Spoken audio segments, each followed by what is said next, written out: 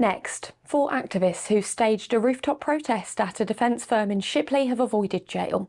The 3 women and 1 man caused almost £60,000 of damage during a 7-hour demonstration at Teledean Defence and Space last May.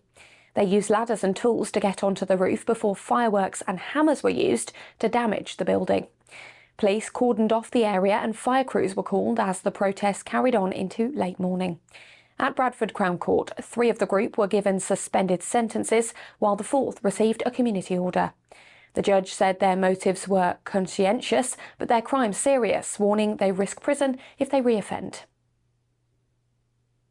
2 new venues have been granted licences along the Otley Run route in Headingley.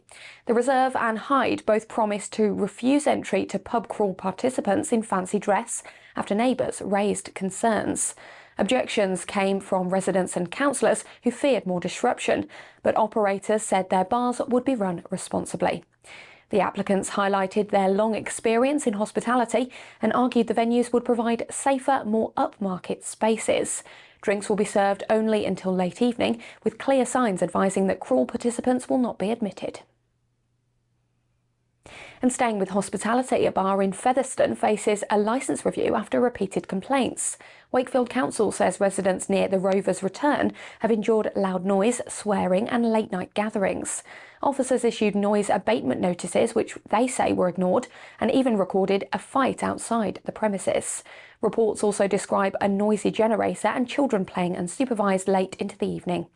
The review will be heard later this month, when neighbours will give evidence of how their lives have been disrupted. Council officers say further breaches could lead to prosecution.